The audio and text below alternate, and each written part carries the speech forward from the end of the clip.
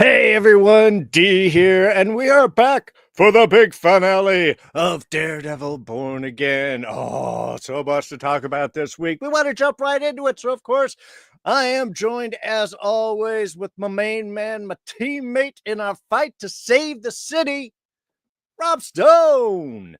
What's up, everybody? Welcome as we get to the end of this chapter of Daredevil Born Again, getting ready for the next chapter.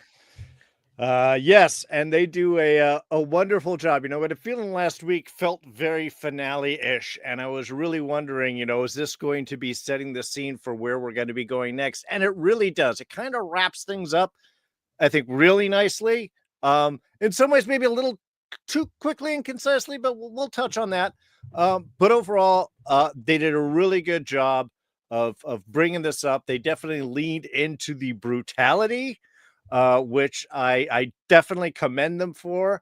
That's a good choice, and I think since we had Benson and Moorhead back in the director's seat again, I think we can see really where they took some of that originally established material, and by the end of last episode and leaning into this, really setting things up for where they're going to want to take season 2. So I'm really excited. I think they did a great job on this.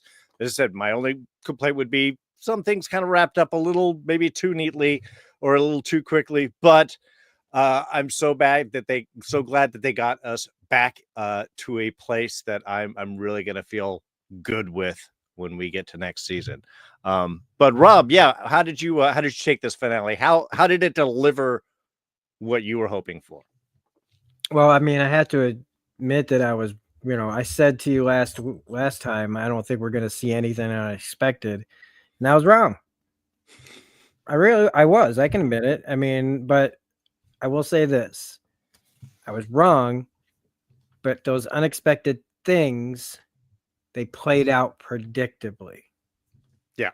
So I was wrong, but they still were at it again with predictability. Now, that being said, I mean, I love issue. I'm still at Comic-Con, folks. Episode 1 and 2 were really good. And I don't remember which one it was that Punisher showed up. But this he was what was that like 4, I think? Yeah. Well, I'll just say in that episode when Frank showed up, and then the finale, because if anybody that's been watching these knows that as I've progressed through this, I have lost more and more interest in this, because just my own personal opinion, I just didn't really. I know objectively the acting is really good. I think the production is pretty good. Didn't really like the writing a lot outside of that Frank scene, Kingpin stuff. But I mean, no, the dialogue is good. It's when I say writing, I mean how they get to everything. And the story just wasn't working for me for the most part. When it was working for me was when we had our characters like Frank and Fisk and Matt doing things that felt like the original show. Whenever I got those vibes back, whenever it wasn't feeling too safe, and I really, really loved those aspects of this show. But how they got here, I'm not in love with. And that's just, I mean, objectively, this is a pretty good show. I just personally didn't like the way that they got there, and I wasn't in love with all the characters. I was never as riveted in this show as much as I was in the original, and I don't care if it's fair or not, because one is just so much clearly better. But when this show was like that, that's when I locked in. And it's just, again, my own personal, if you think every second of this show was amazing, I can't really argue with you about it, because it's not just your own opinion that I respect it, but I just, coming at it from like my own how many comics of Daredevil I've read, how many shows and movies I've watched. I just personally thought that they could have gotten here better, and they might not even needed as many episodes as they took to get here. But this finale, see, I have to do it's. I'm a storyteller. I have to Bring it around. And that's what I told Matt Mercer, man. I said, your story, you're a storyteller. Your storytelling makes me want to be a better storyteller. So, long story long, this finale was incredible as far as like the comic book me was having a blast. Now, there were some things that I pretty vehemently disliked in this. Oh, yeah. But overall, I've even come to accept that Vanessa Fisk has become a villain. Okay, fine.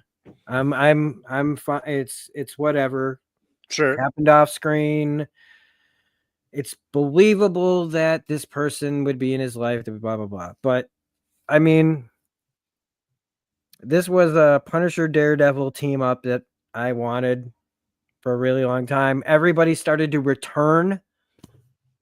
Yes. The girlfriend gets pushed to the side pretty quickly, which also makes me go, see, she is just a plot device.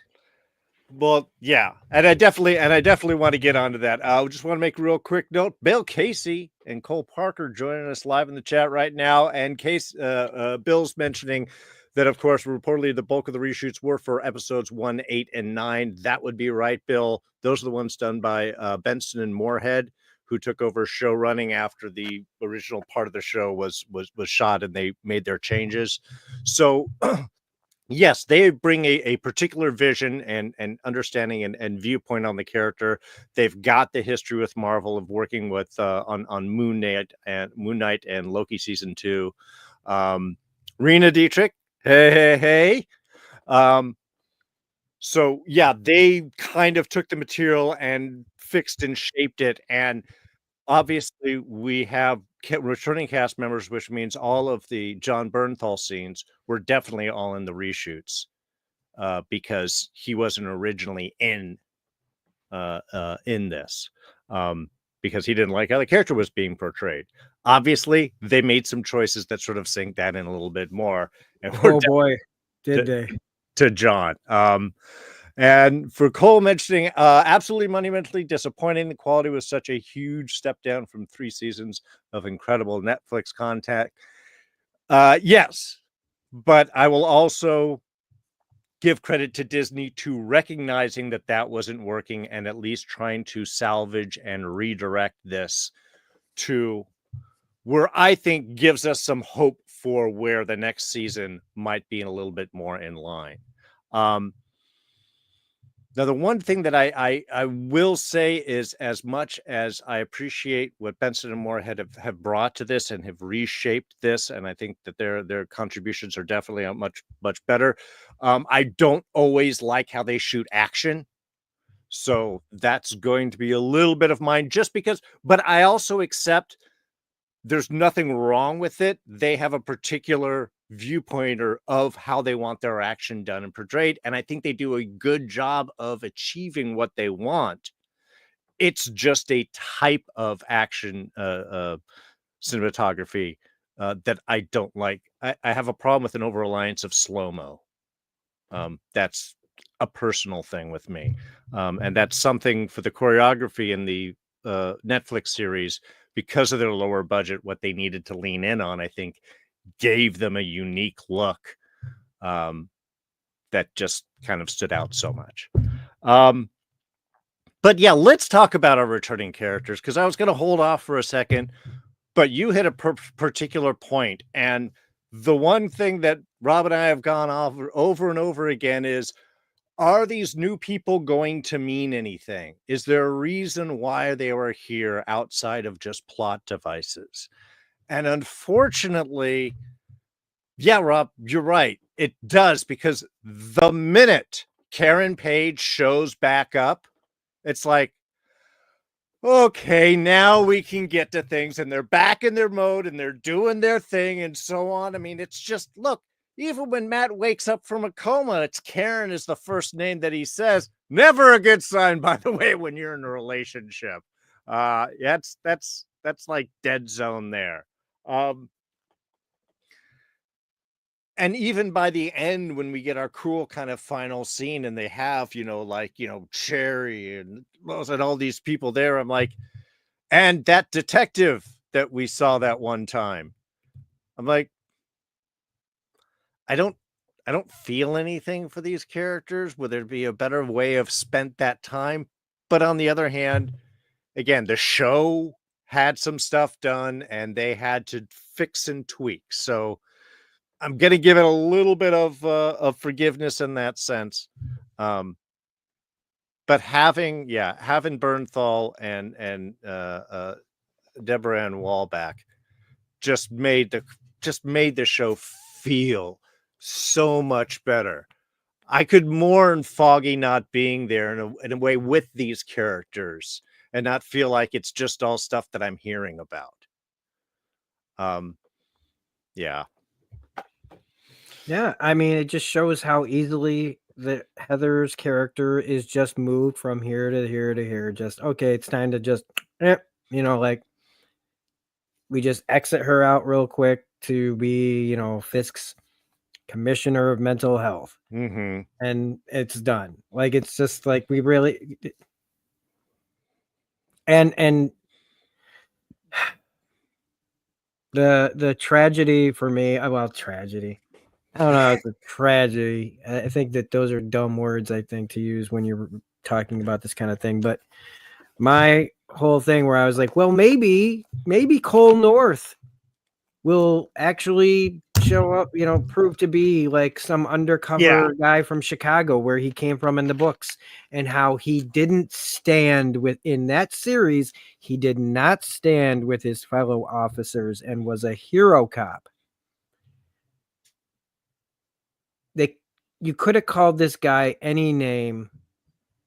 They did exactly what you were hoping they wouldn't do with it.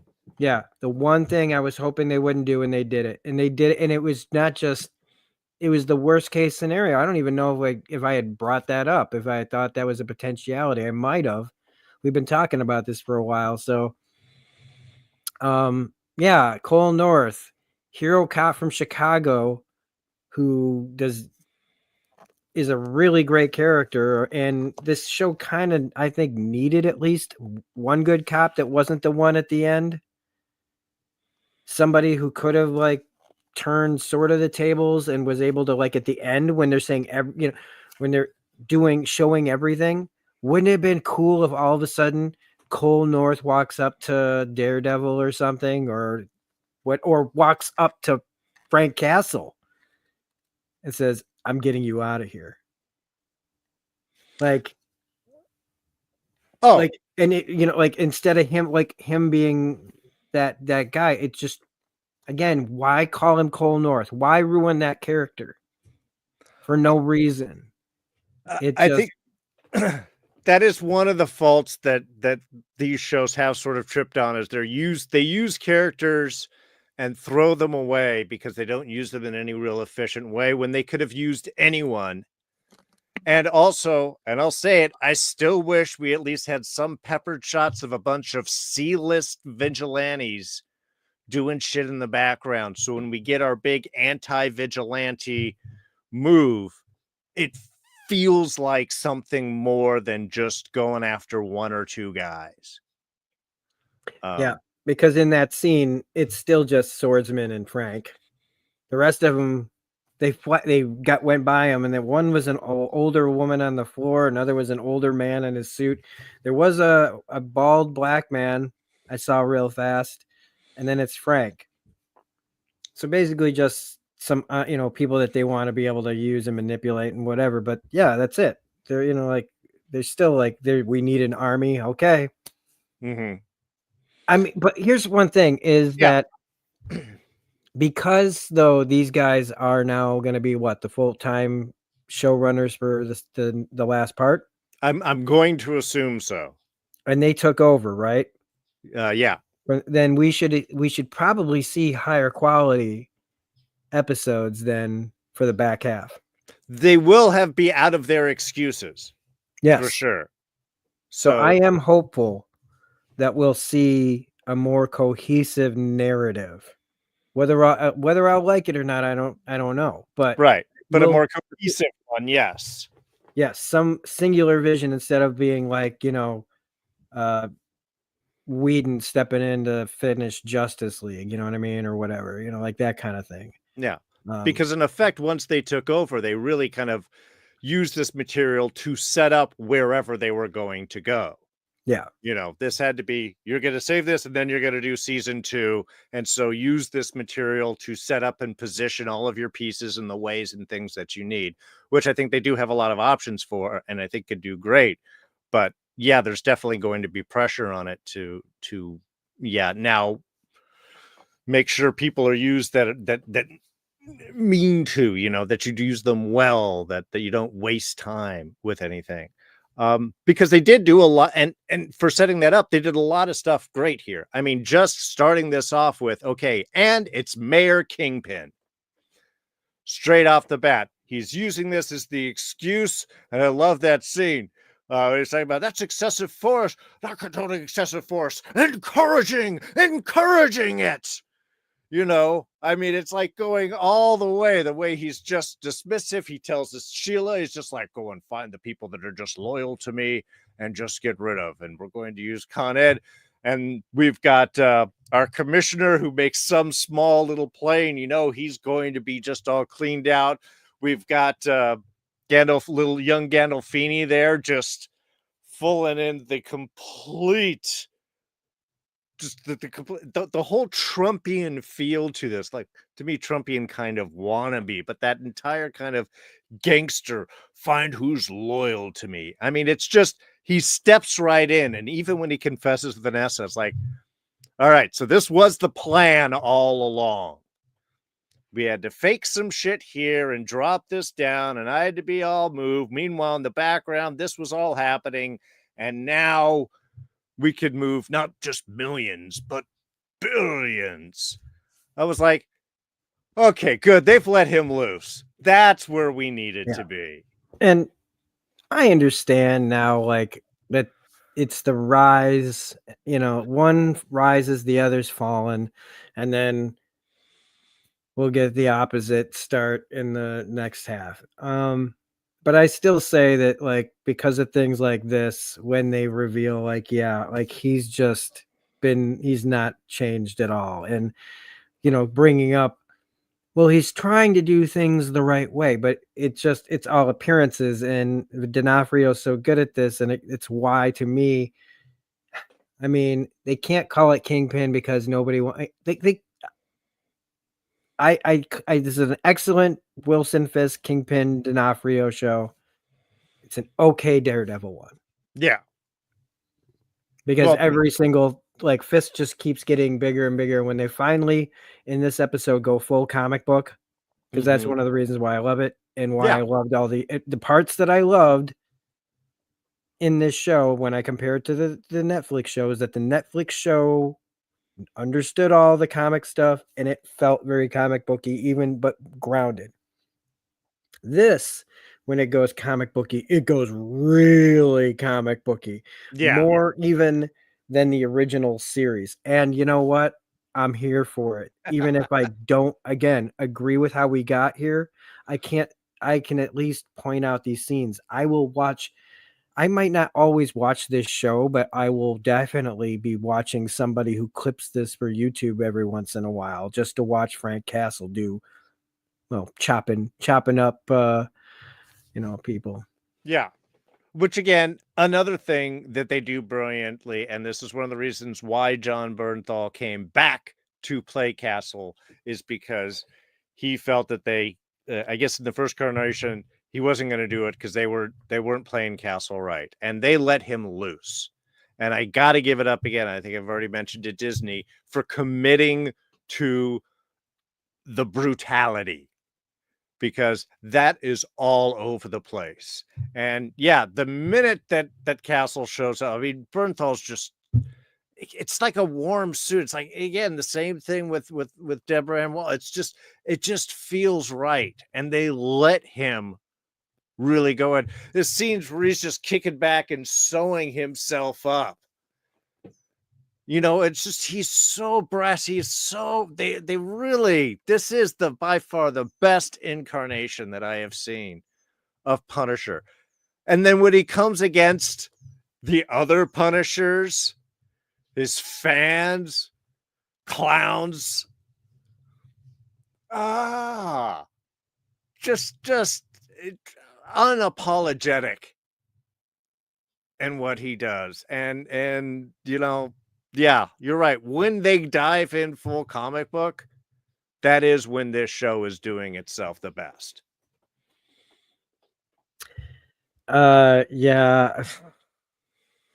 Look, Darren and I just finished discussing the first episode of The Last of Us season 2, talking about violence.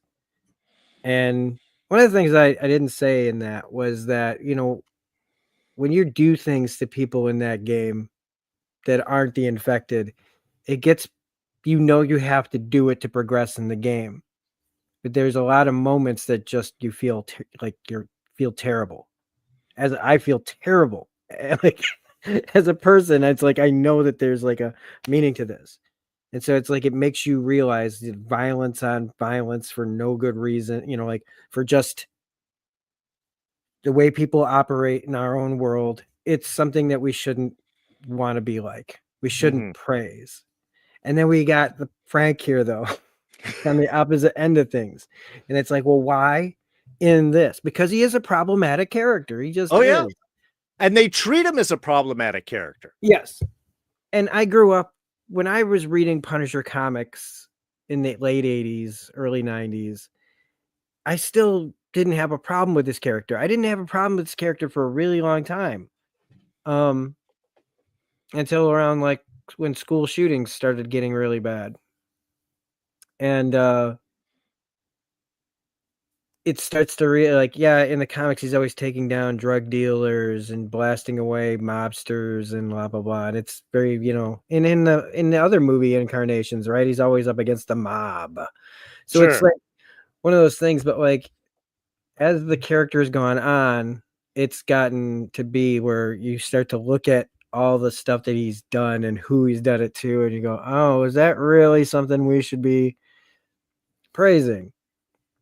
But here's where this show is really smart. Because there's when people behave like fascists and Nazis. Yeah. Suddenly, a character like the Punisher is doing exactly what should be done to fascists and Nazis. Because much as you just mentioned about The Last of Us, which again, you can see that season opener review over on Smirking Gun Reviews pretty much shortly after this video drops or ends. Yeah.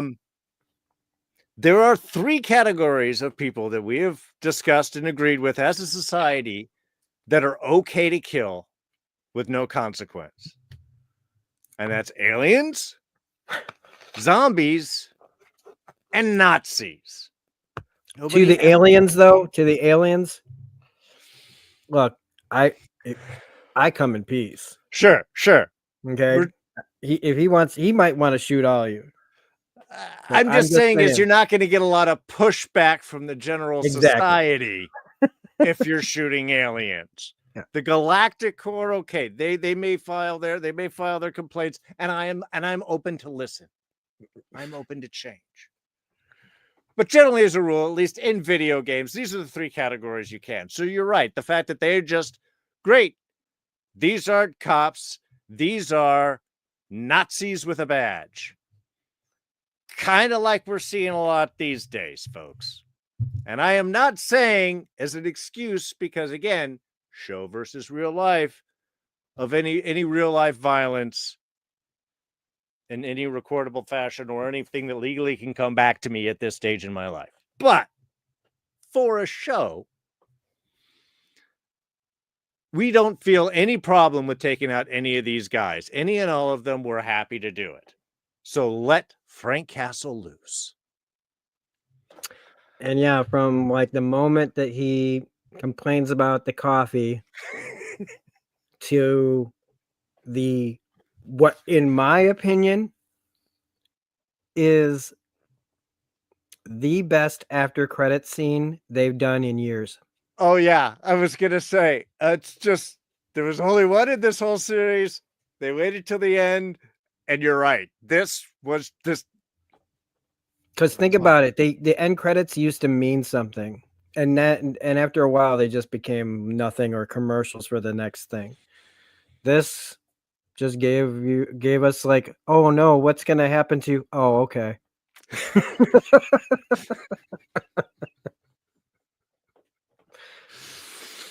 Why did you shake his hand, you fool? You just no. Guess That he was didn't hear about what had happened earlier. He but was no, too yeah. busy. Well, it's actually probably realistic that guy wouldn't know. The Kingpin wouldn't want him to know, right? Wouldn't that be pretty demoralizing? So that guy was Well, still thinking, Frank's cool. He's just locked up here and he'll be out soon working with us. look, he killed a bunch of them. They're having to bring in new people because of Frank. Yeah, right. Um But and yeah, yeah, and they did use his violence again in an effective way because you have that contrasted with how Matt is dealing with anything, even when we deal with Cole North, who at least is not dead now because maybe they'll use him later. But, I was kind of almost hoping when we saw him, I was like, he's got to throw down in the middle of the fight and like turn sides and be like, I'm undercover from so-and-so or doing, I was kind of hoping for that. But, man, as they soon let as they Frank showed loose. him in the Bastion, you knew. Oh, I know. It was like, oh, that's okay. So that's how they're going to do it. They're just going to wrap this up. That whole little pursuit storyline, we're just going to wrap it up. And it's just these, again, that was the only part that honestly felt a little cheapened to me. It was like, you're not really going anywhere with that outside of like, these guys think they're all Punisher people, but. Well, from every glorious bullet and stabbing, he was doing the Bill the Butcher move, man. He was taking the knife to him like, whoa. Oh, to the knees, through the walls, back and forth. When he hit the guy in the throat against the counter and then put the gun and you know that he was firing through his head, through the counter. Yeah. No, this was more Punisher again than we got in the Punisher show. Oh, by far. Oh, and by then, far. Predictably, okay, it was silly for Frank to walk into this trap. Because I was a little worried that he was going to get taken out. But then when they said non-lethals, okay, I was like, all right. And yet they just allowed him to mow most of them down. One girl had like a samurai sword that ended up in somebody's head or something. Yeah. And him being able to just tell, I mean, this was not just the character saying it. It wasn't just John Bernthal saying it. It was everyone in the world saying it that watches this and wanted to put themselves in Frank's position to tell off all of these people that you're fucking clowns. You're cosplaying. You're psychopaths without empathy. You're fascists, and you're going to get everything you have coming to you. Yep. And there's only so much people are going to take, and it was a way for Bernthal to take the Punisher logo, the Punisher, back from these people that have out there in the real world that think that this character represents them. Yeah. That think that this is what he's about. When he's talking about, you think you know me? You think you know my pain? You're just out there shooting people because you just want to shoot people. They show it to that kid that's just drops the TV and Mhm. gets popped by cops that aren't even wearing the Punisher vest. Now it's just, why not? But even within that is the nice turnaround in our beautiful use of Radiohead. Look, Everything in Its Right Place is an awesome song. I'm just going to say it because it's true. Yeah. And the way that they used it in this is kind of that always emotional tie-up. But I mean, this is perfect because you have that walk of Fisk and Vanessa through all the prisoners and sitting down at their dinner. They are on top. To them, everything is in its right place.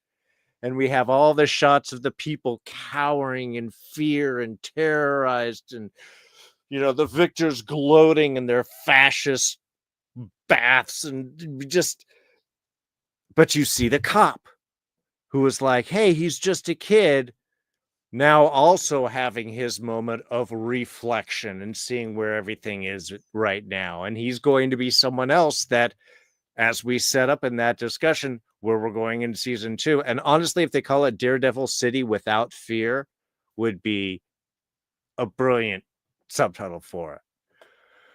But how we start to see that, yeah, he's going to have this city come in with him. So while everything in its right place for Fisk and Vanessa, we can also see how that is bubbling up and setting all of the pieces to go back against them. So, well, especially now that Frank's about to break everybody out of there. Oh, yeah. I mean, does he? You don't know with Frank, is all I'm saying. He might let swordsman out. Just for plot's sake, to get another vigilante on the street. The rest of them might be billionaires that he just wanted to remove, like people with money and influence that he wanted to get out of the way. Sure. Or they come back and everybody else is still in a cage, but all the guards are dead. Yeah, right.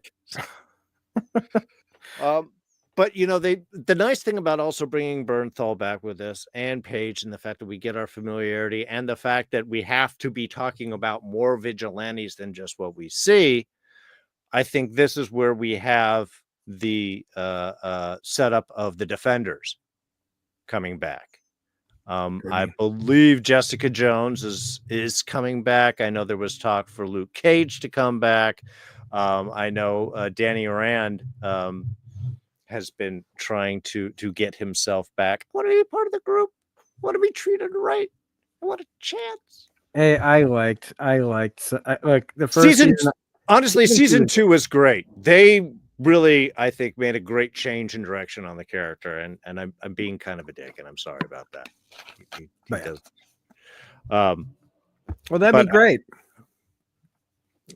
Because I think you got to have vigilantes. You got to have the city rising up and going up against this, and I think that would make it interesting, and also just allow you to see different fronts that's going on in the city. Because honestly, the one moment I had when he was just like, any vigilante will be shot on sight or whatever it is, and I'm just like, oh yeah, I want to see Spider-Man's next day. Because these guys aren't going to do anything to Spider-Man. He's got to be over there. It's got to be different parts of the city. You can't involve everybody in the Marvel universe here.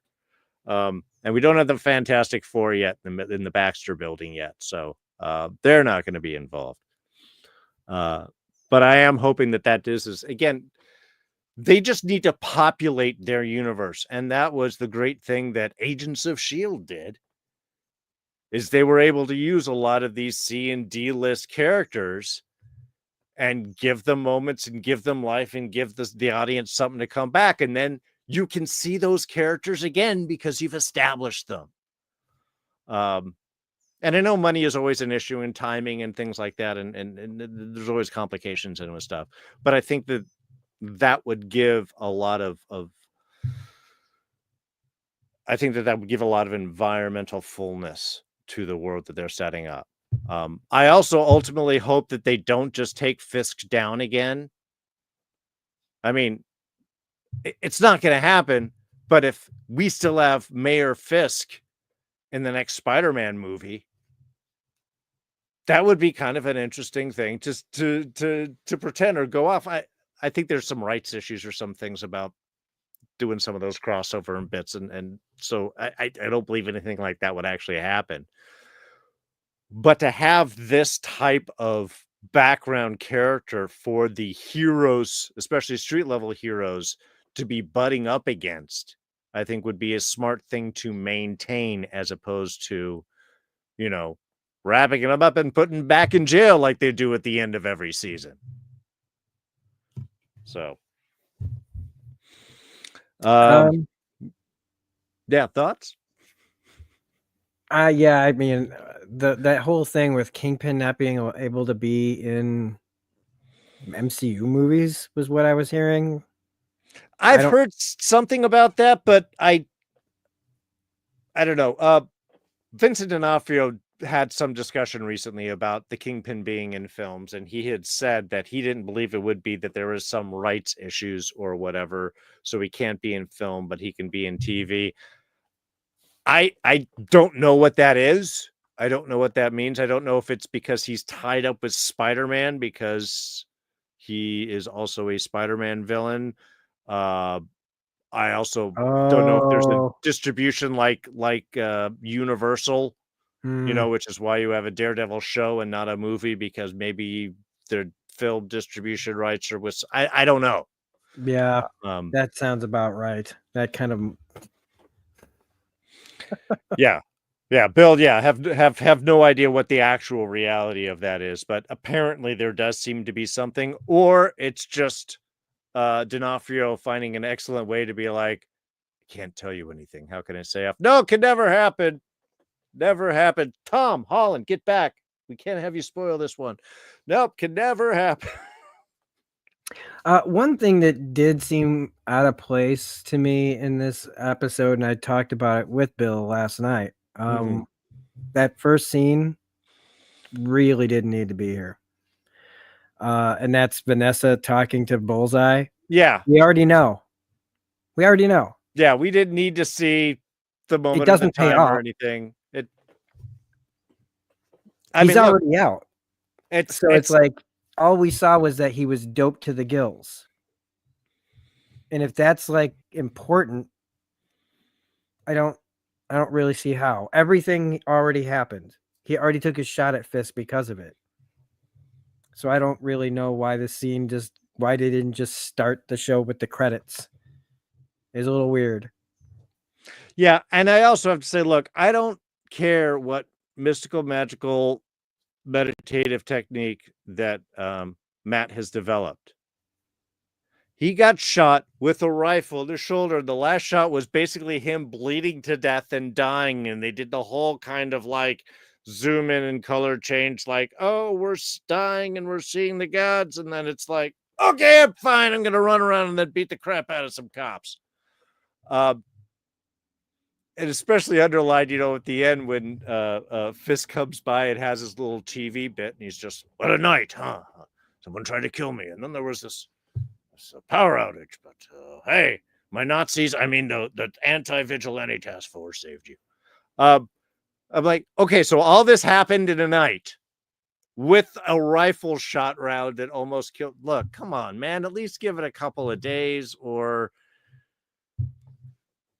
that's the only thing that I thought was just a little too lean in. It's like, again, Matt can't heal magically, and Black Widow does not have superpowers. You can't drop her off of a building and smash every third floor and just have her get up.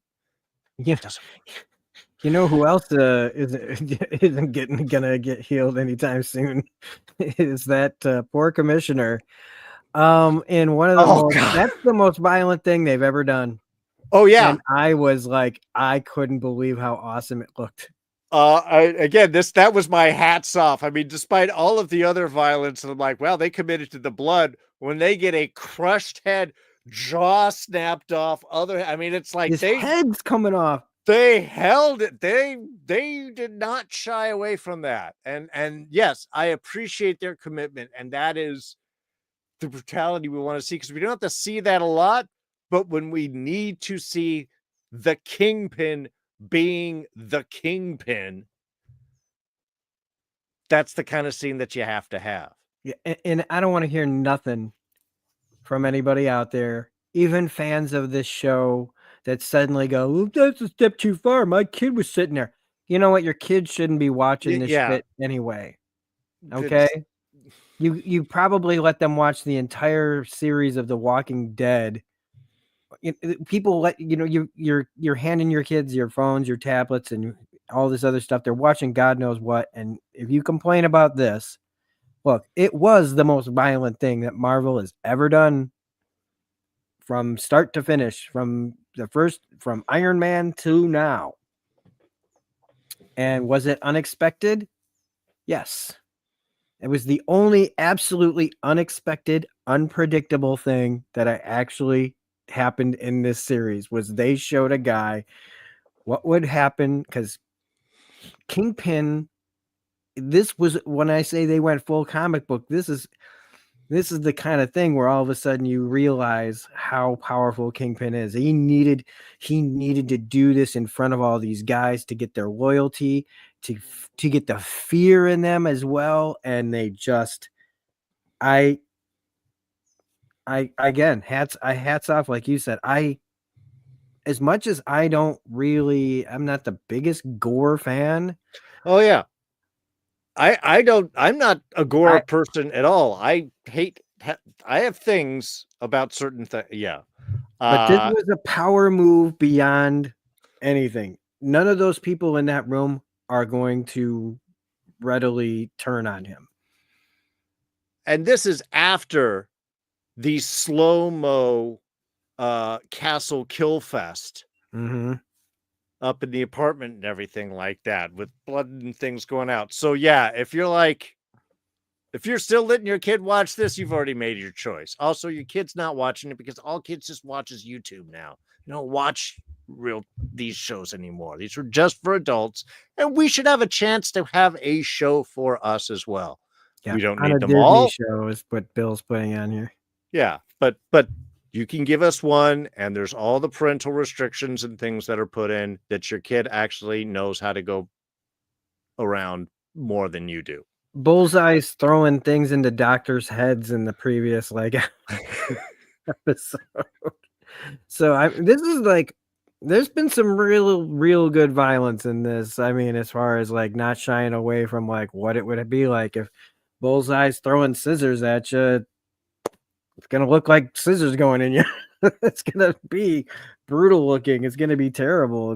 Yeah, and I'm not saying that it always has to be this sense that you have no. to have gratuitous bloods and head squash. It's like, No. no, not at all. But don't shy away from the heightened reality of the world that we are actually dealing with. Don't whitewash it so that, like as a kid, we always had G.I. Joe versus Cobra, and it was just everybody shooting at each other, and nobody ever gets shot. And then all of a sudden, one side just puts their holds down and puts their hands up and walks away, Yep. and that's how you know that you won.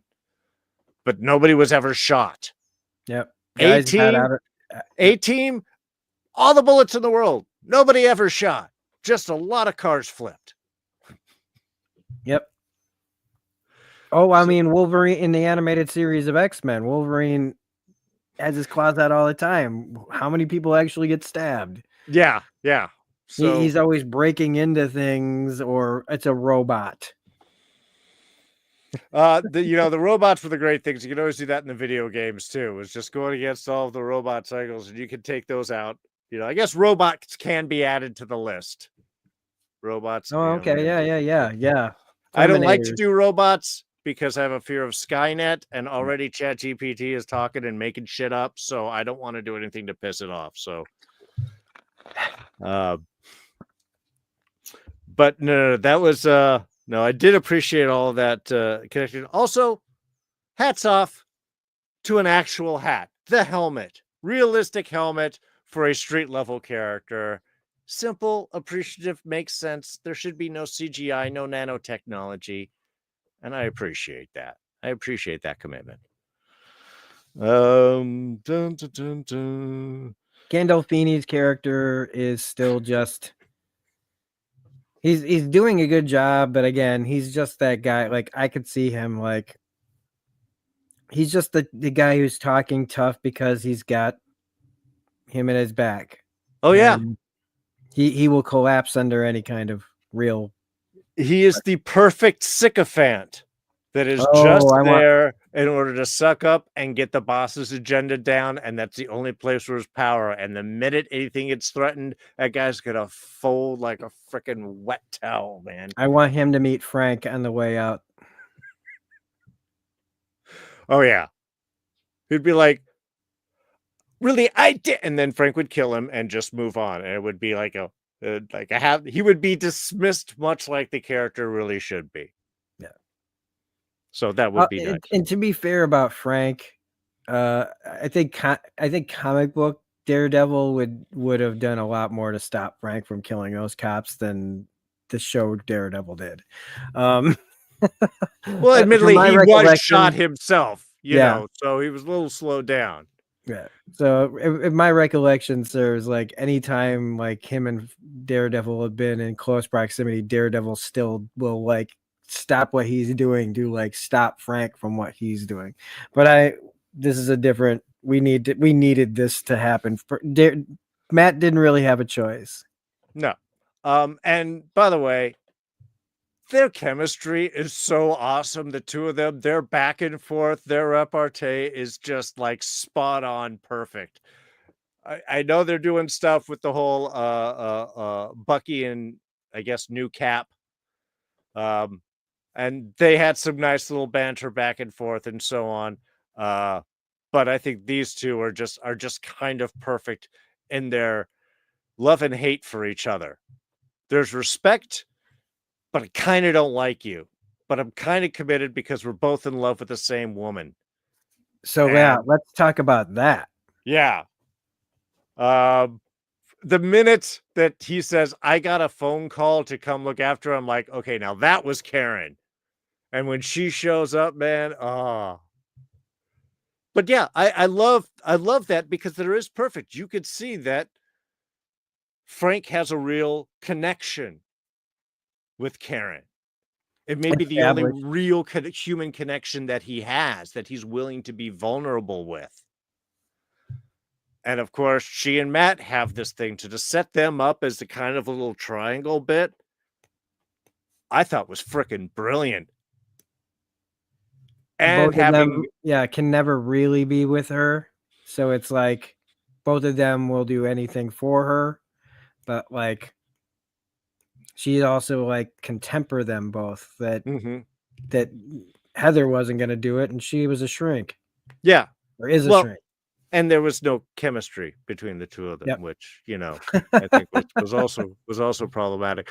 But no, and I love the bit where Matt's talking like, yeah, I heard his heartbeat and I heard yours. So when you saw me, and what about your heartbeat? You know, must have been the adrenaline. Again, it's like, even when he was saying like, he's like, and now you're back, I was almost expecting Karen to be like, well, I'm back right now, but I'm going to be leaving after this. So again, it's even with all of that connection and honesty there, they're still able to maintain that feel like it's a triangle, but nobody can be with anybody for just the reasons of life. But that connection is still there. And that is something that, you know, can bond in a way and keep separate Frank and Matt. I think it's just a perfect amount of tension to add into that relationship. Yeah, giving them that arc in season 2 together really helps. And she knows them both, and she knows, you know, how to get in their heads. Mm-hmm. And she knows how to get what she wants from that. Well, she knows how to get them to do the things that need to happen. I don't think it's manipulation. I just think that they're really all knows when fighters. They need a push. They're all fighters in their own way. Yeah. And they're all fighting for good in their own way. But it's all different in the way that they're able to do it. You know, Frank's a psychotic killer. You know, Matt's a self-flagellating, you know, a pugilist. And Karen won't back down from any fight that she stood in front of. So it's like they all come at it in different ways, but there's a respect that each one is like all, all the way not giving up. Even when Matt's like, okay, well, let's do this. Karen's like, I'm on it. I'm your person. Let's do the research. Let's find the things. Let's go in and find all the paperwork that Foggy was going in. Which also, by the way, the Red Hook idea of having this be a free port. Oh my God, because then that could be a place that Kingpin moves to at the end and is like a Madripoor in its own sense, a place where you can't touch Fisk. You can't you can't touch Fisk, but he's a constant threat and presence. If they end up doing something like that, that would be awesome. Yeah, I really liked the reveal of Kingpin's never stop being the Kingpin, and it's a simple thing that ties everything back to Foggy. Mm-hmm. And how that onion just peels all of a sudden just in front of all of us of like, he knew this bit of information. That's why Fisk. I mean, I guess that's maybe why they're saying that the scene at the beginning would be there, is her saying to him, there's something we don't want out there, and that's why we're hiring you. But I still feel like whatever. No, but that would have been covered in any other scene. Yeah. It's a gratuitous simplicity to be like, so this is how it happened. Yeah. But everything going back to him, how they figure out then what to look at, and finding out Red Hook being this like free port, and just he's always been Kingpin, and now he finally gets to stop pretending. Yeah. Even that awkward scene where they're like, we're live. Oh no, he was great. It felt so natural, just like, good morning. We all survived together. I mean, God, the guy sets up all this stuff just to make himself look like, like he does the bad things so he can do the rescuing. Mm-hmm. Sound like somebody else that thinks that they're trying to they put everybody in danger and then pull back and go, see, I fixed it. The thing I caused, I fixed. But I didn't really cause it because you guys are too stupid to know. Ooh. Sure. And we can always appeal to the fact that on average, 20 to 30% of the population in any country is always pro-authoritarianism. We just want someone to get the job done. And if we don't have to think about it, great. It's a sad thing, but it's an easy thing to push, and it's an easy thing to push, especially when people are afraid and in a dark position, and that's where they leave the episode again in that brilliant way. Fisk is on top. He has taken over the city. He has enacted martial law. Just for everybody's safety, folks. We'll be done with it just as soon as the problems pass. Hint: the problem never passes. Okay, authoritarians can never step back. They do not cede power. That's why there was a January 6th. That's the situation that we're facing in the world, and that's the situation that New York is facing by the end of this, because you have an authoritarian in control who will never cede that power. But maybe the people can rise up and fight, because that was the great thing between Karen and Matt to keep him away from the port. And I didn't know if he was just going to go in and save Frank. Luckily, Frank is able to take care of himself. Is that even if you win, you can't beat him. You can take him down, but what you have to do is stop the movement. You have to stop that idea. You have to stop that justification for pursuit. And that is something that only New York's people can rise up and defend against. And it's the only thing that we as a people can do, is stand up together and say, no, we will not allow this to happen. We will not do these things. We will lay down our positions. We will not fly the planes to fucking Venezuela. I know I'm going off on a tangent here, but there Well, it cannot makes be me a more perfect connection, except for the fact that this being fiction, the bad guy is smart. In reality, the guy doing all this is a fucking idiot. Just ask the markets. No, it makes me feel like Alex Garland's Civil War is a little more realistic to me now. I was watching little bits in that, and yeah, it's When you talk about refusing to cede power, that's the part I'm talking about mostly. yeah. I mean, and there's some other things, but yeah. No, but I mean, look, that's the thing that Gallo tries to push against. He's just the mayor. There's people above him. What happens if you have a President Fisk?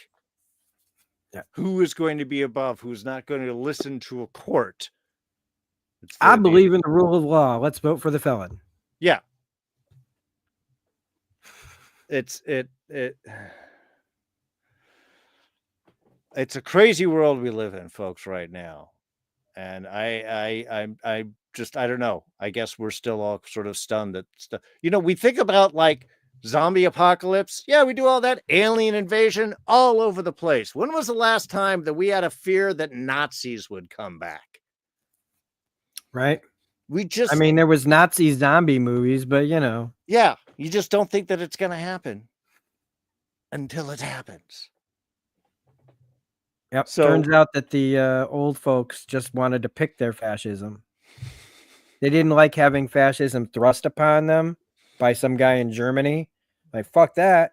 No, we want our own. Give us some time. Well, we want to make sure that we pick our fascists, and they've done it.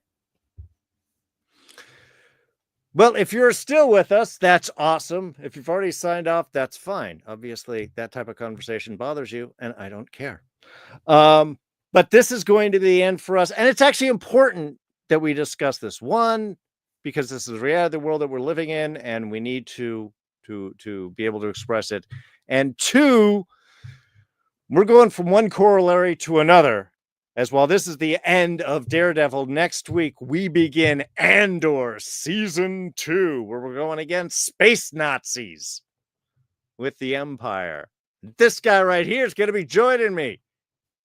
Now, they're dropping 3 episodes a week. That's a lot of material. So we're still planning on doing the regular Wednesday night, 6 p.m. Pacific, 9 p.m. Eastern, 8 p.m. Central show that we have been doing. There may be a chance that it gets delayed if we find out that that's a lot of material to try and get in and cover the day and then go out. So aim for it. But if we have to say that there's any changes, I just want to be honest and say that may happen. But right now, our plan is still to keep this time, and that's going to be over the next 4 weeks. That's 12 episodes in a month of how Andor goes from being just recruited by the rebellion to leading it on probably its singular most important mission before the arrival of Luke Skywalker. So, yeah, really looking forward to seeing what they're going to pull off on this. But as I said, once you finish watching this, you should jump over to Smirking Gun Reviews, where we have just talked about the Season 1 opener of The Last of Us Season 2. Yeah, I'll be uploading that as soon as we're done here, so that should be up within the hour. Also, we're playing the Mighty 9 campaign of Baldur's Gate. So if anybody that likes Critical Role can check out our Baldur's Gate streams that we're doing. Like I said, I'm doing The Last of Us Part 2 Remastered Platinum Run for my 75th PlayStation Network trophy Platinum. Blah, blah, blah, blah. And I still really want to talk about the last 2 days of C2E2. I was thinking about doing that while I was doing a game stream, but I don't know. But that's what's going on there. Yeah, we got a lot going on between the two of us. So yeah, look out for that Last of Us video probably within the hour. Excellent. All right, so that wraps up our Daredevil coverage. Be sure to join us next week as we start into Andor Season 2. And until then, folks, so long, take care, as always, Watch out for those Nazis.